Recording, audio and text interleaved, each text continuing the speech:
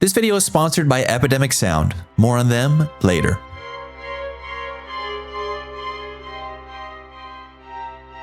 Today I want to talk about this. This was the manifestation of a great idea sculpted into a video edit that resulted in something pretty incredible.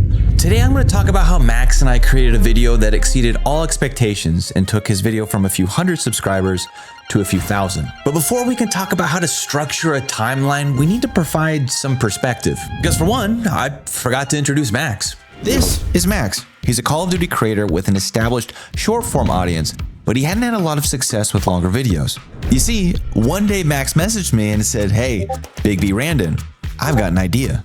Well, lucky for him, I like ideas. And as he talked me through his idea, it sounded good and it sounded different.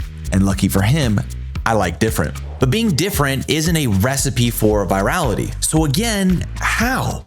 How does a video like this perform so well for a channel that doesn't have an established audience? No offense, Max. A channel that could be just like yours, one that deserves recognition but hasn't had a chance to shine yet. I like to think of it like this. On YouTube, or really anything in life, there's no guarantee for success. As much as I'd like to sit up here and tell you a formula to generate endless views, that's just not pragmatic. And anybody who tells you otherwise is probably selling you something. But there are things that we can do to improve our odds. And if we get really good, we can improve our odds so much that failure becomes more of an impossibility. Or I don't know, you don't have to trust me. I feel like that sounds pretty good. So what we need to do is understand what we can control and how we can use it to improve our odds of succeeding. So let's provide structure to that sentiment. At the very base of our pyramid is the idea. You see how it's the biggest piece? That's because it's big time important. There's only so much you can polish a turd, only so much lipstick you can put on a pig, and only so much editing you can do to save a bad idea. So step one is good idea. But not only do you need a good idea, you need something more important than that. And this is where I think a lot of people tend to go wrong with their videos. You also need to understand how to package that idea. And I think packaging, when people talk about it for YouTube, often gets misconstrued to just the title and thumbnail, but I think it's more than that. In my opinion, it correlates to the total presentation, which also includes things like the video length. Does your title make sense for a 25-minute video, a 5-minute video, a 50-minute video? What do the opening seconds look like? Do they match what you've been teasing in the thumbnail title? And do all of these things cohesively work together?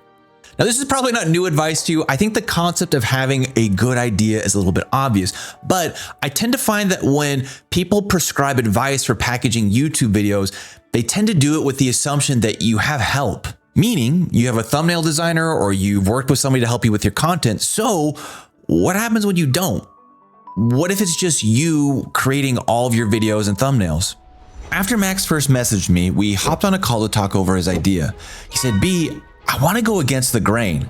Well, lucky for him, I don't like grain. At the time, Call of Duty had an overwhelming amount of movement guides, which were videos that showed players how to move faster and better in game. We started talking more about how he wanted to enable players that might not have as much time to compete with more sweaty players. He wanted to stop movement demons. So we said, "Hey, what about the anti-movement guide?" Now that's not bad, but is it good? It would definitely make sense to a Call of Duty player who plays all the time, but that's not who we're trying to reach. We're trying to reach a bigger new player audience. So we said, what about something broader? What about something like how a beginner can beat an expert, or even simpler?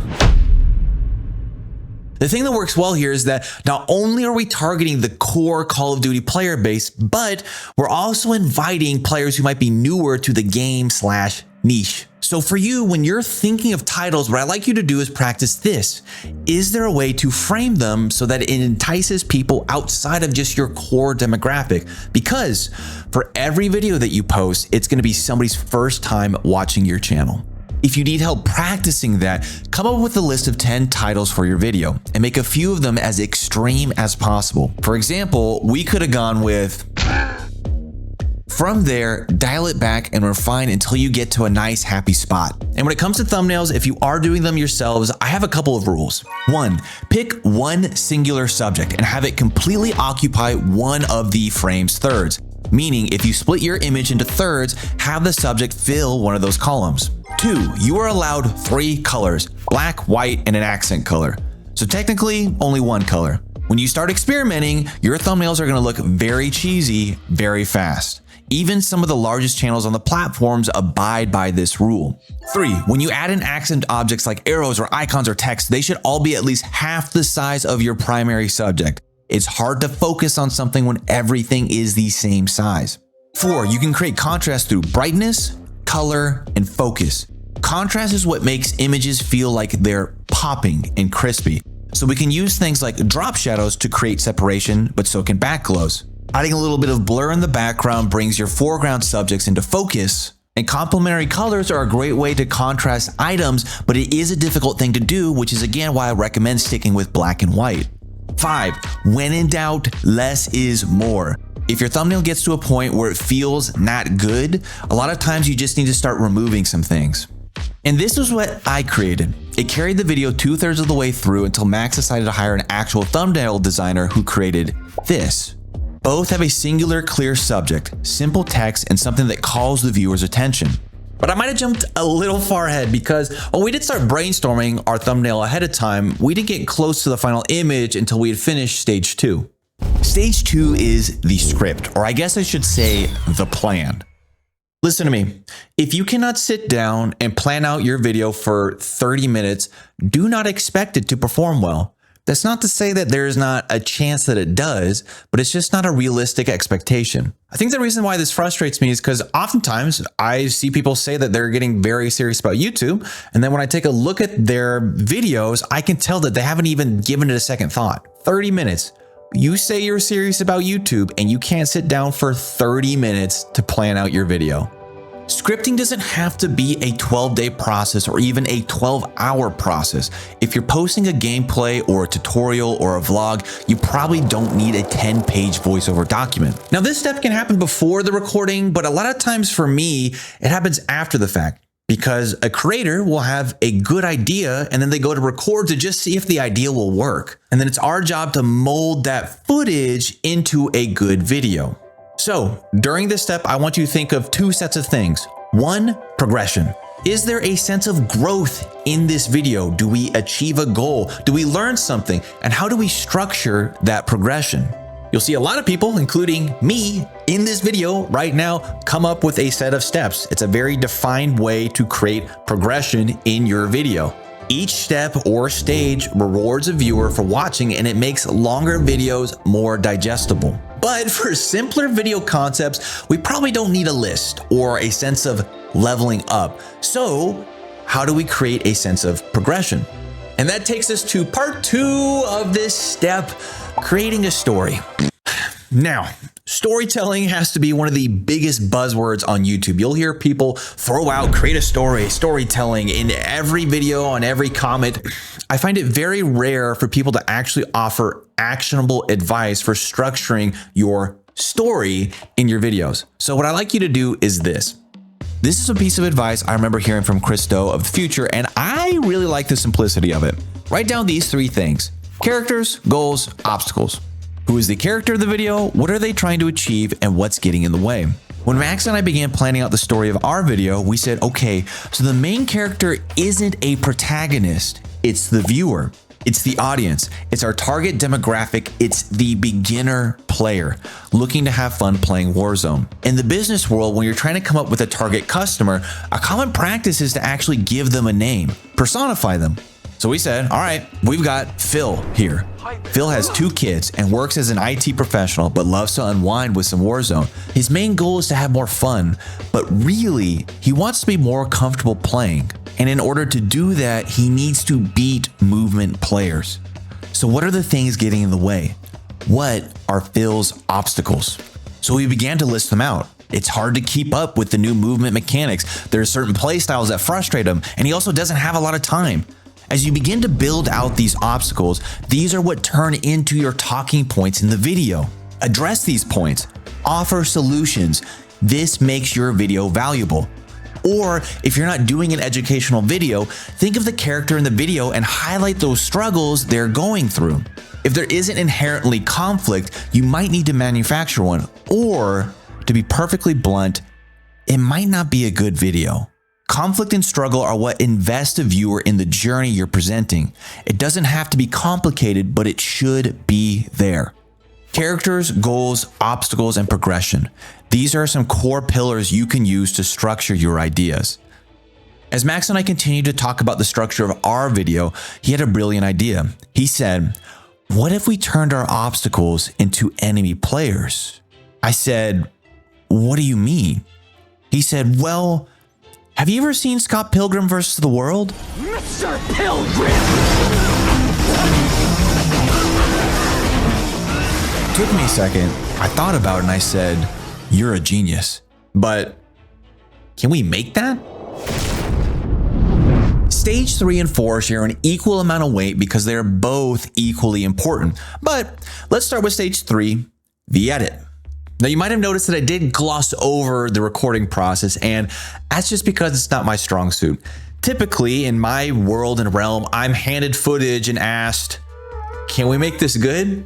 So it's my job to make the best of what I've been given. What can I control? What can I influence to increase the odds of success? And a lot of times for me, that lives in the edit. If you are looking for some camera and recording tips, I do have good news for you. YouTube is an incredible resource for all things lighting, filming, staging, etc., etc. And I'll give you 2 of my favorite channels. Already, I lied. I tried to pick 2 channels and I ended up picking 5, so now I'm just gonna go with 1.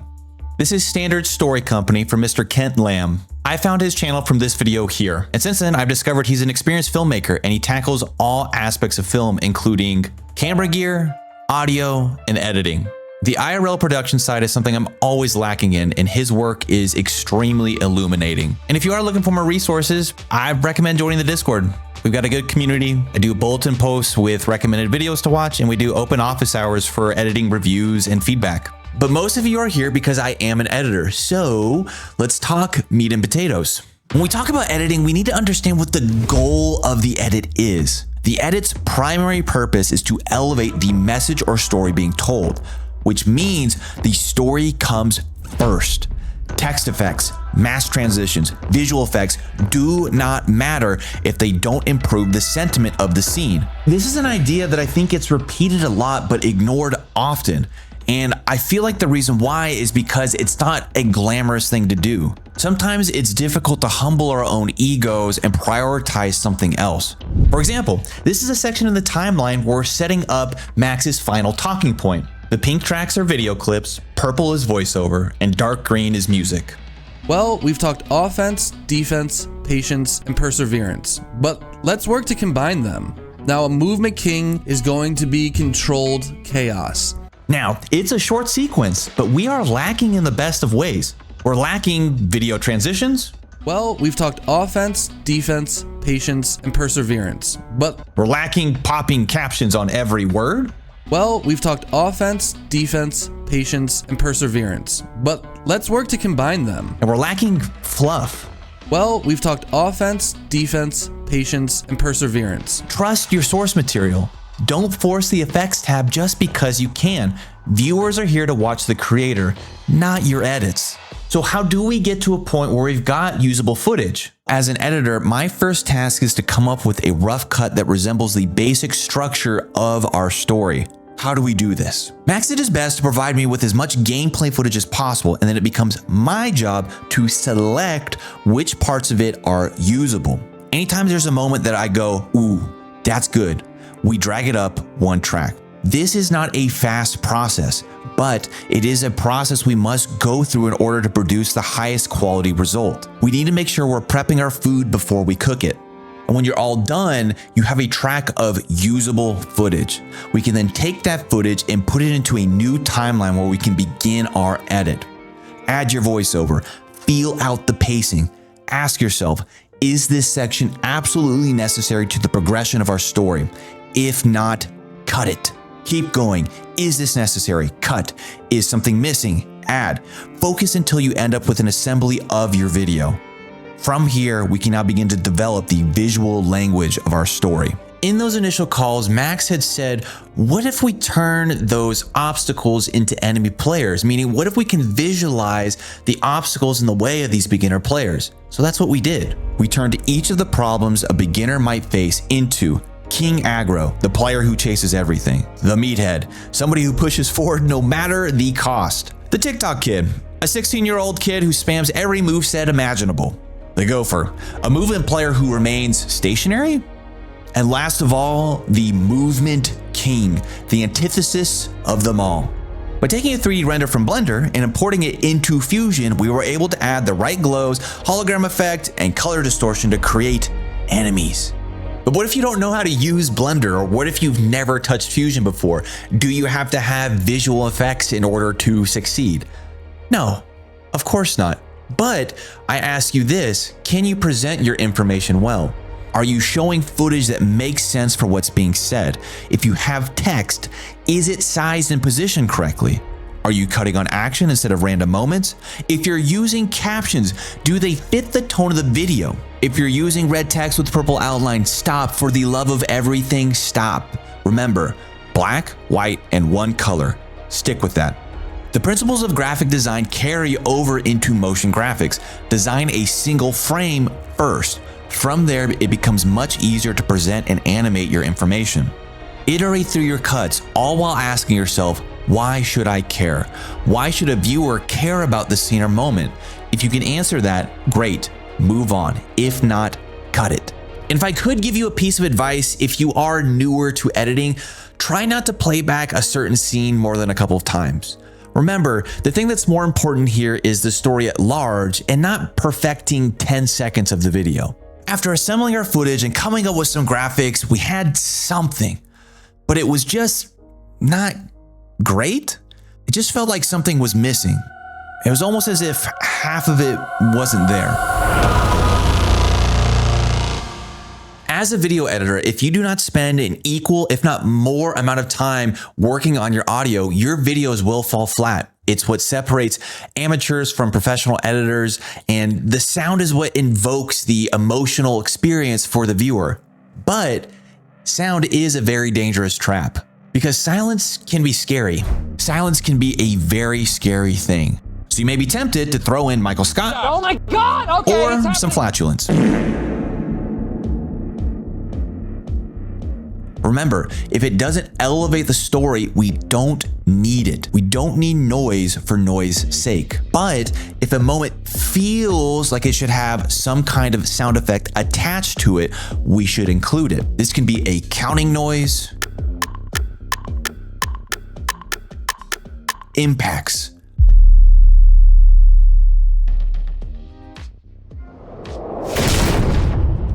atmospheric sounds, Are you tired of having Have you guys ever wondered what it would be like? risers,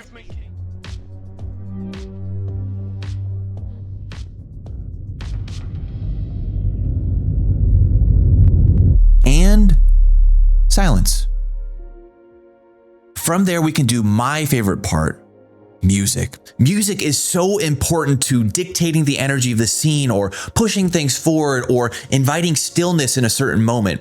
And by far, one of the most common questions I always get is, where do I get good music? So here's the thing. I've been editing for a little while now, and year after year, I continue to find Epidemic Sound to be the best audio solution for creators and editors. For one, it should go without being stated, but their entire audio library is completely copyright free, and you don't have to worry about licenses. All you do is plug in your channel, your social media platform, and Epidemic Sound takes care of everything for you. So you don't ever have to worry about your channel being demonetized because you found a song that you liked. In an age of AI and AI generated content, Epidemic Sound continues to invest back into the artist. They've launched a new tool called Adapt. Adapt is a new AI powered tool that enables you to shape tracks to better fit your videos, all while remaining cleared for publishing. So you can tweak a track's mood or even add an instrument to fit your score better. The best part is when you go and tweak music, the real artist is still gonna get paid. And in fact, with this new Adapt approach, they're probably gonna get paid more.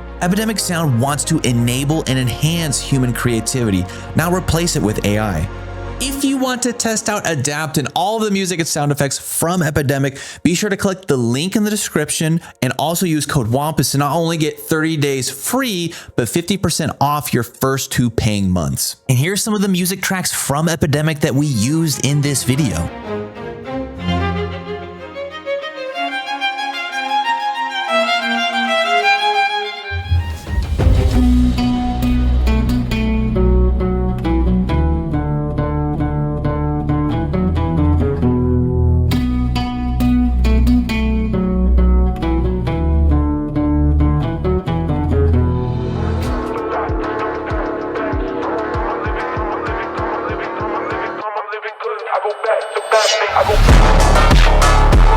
Shout out Goku, man. You know what Goku loves doing? Audio mixing. If you don't already, start labeling and setting up your audio tracks. The first 2 from me are typically voiceover. This could be more for you if you've got more dialogue audio. From there, I might have 1, 2, 3 or more tracks for the game audio. Again, underneath that, I'll have 2 to 5 tracks for music, and then everything underneath that is sound effects. And I'll typically have specific sound effects tracks built out with audio effects on them. So this one, for instance, is for reverb sound effects. Every editing software will have a way to save these presets. In DaVinci Resolve, it's through the Fairlight tab. I can go up to Fairlight, preset library, change this from equalizer to Fairlight configuration presets, and you can see I have my starting preset right here. So now anytime I go to create a new timeline, I can use this Fairlight preset. And if I were to hop over to Fairlight, you can see all of my tracks are already set up and all of my vocal and audio effects are pre-configured. Set it up once, use it forever. However, there's been one thing looming in the background I haven't talked about yet. One thing that might be the biggest factor in this entire process, and that's time. It's always very easy for somebody like me to prescribe advice because I get to make the assumption that you have the time and the energy and focus to implement it. But at what point is the effort you're putting into this video no longer worth it? When should you stop making pixel adjustments on text placement and sliding your frame cut back and forth 1 or 2 frames at a time? I'd like you to take a step back and think of any creator you enjoy watching, either on YouTube or elsewhere. Ask yourself, do you watch them for the transitions they use? Do you watch them for the visual effects they put in their videos? Or do you watch them for their ideas and personality? Do those extra layers of production help? Sure, I would assume that we all enjoy things that are well made. But YouTube isn't about who can make the flashiest video. It's about you sharing your voice with your audience. We just have to figure out the best way to do that. As we wrapped up Max's video and put on some of the final touches, we got to a point where added visuals and renders did not add meaningful benefit to the user's understanding of how to beat sweaty players. So we did our final review, uploaded the video, and did the scariest thing for any creator. Hit post. And it took a few days, but that video ended up catapulting Max's channel from under 1,000 subscribers to close to 5,000. Funny enough, we tried to follow up that video with a similar style after that, and the video did well, but not nearly as good. It's funny looking back on this video now because it is, at the time of recording, less than a year old, and I remember thinking at the time that it was the best work I've ever done. And since then, I have improved tenfold. So I guess what I'd like to say is give yourself some grace and some patience, but be relentless in your pursuit for improvement. I hope this helps, and if I'm lucky enough, I'll see you in the next one. Peace, guys.